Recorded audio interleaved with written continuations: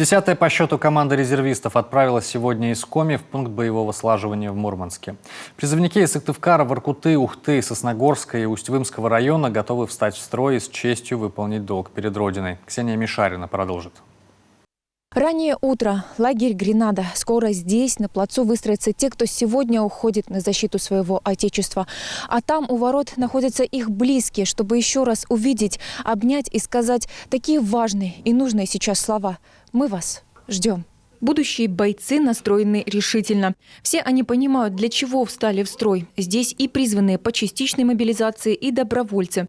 Павлу 34 года. У воркутинца уже есть боевой опыт. В 2009 году принимал участие в военном конфликте в Грузии. Говорит, сегодня многие его друзья находятся на Украине, и им нужна помощь. Да и мирные жители ждут. Узнал, когда начинается мобилизация, позвонил в военкомат, сказали, моя военно-учетная специальность не подходит.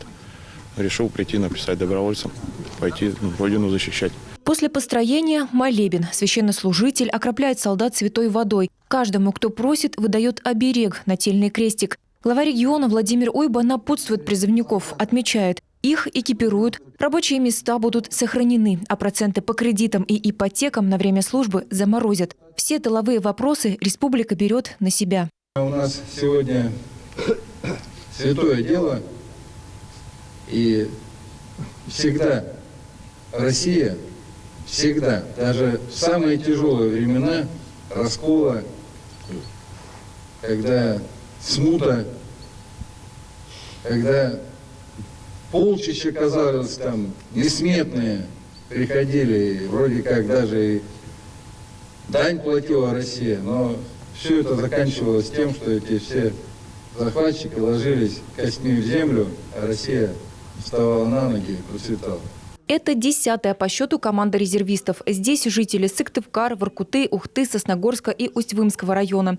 Проводы проходят в доброй обстановке, но длятся недолго. Солдатам пора в путь. В пункте боевого слаживания в Мурманске они освоят навыки ведения боя, а потом отправятся на выполнение поставленных задач. Ксения Мишарина, Иван Богомолов, телеканал Юрган, Сыктывдинский район.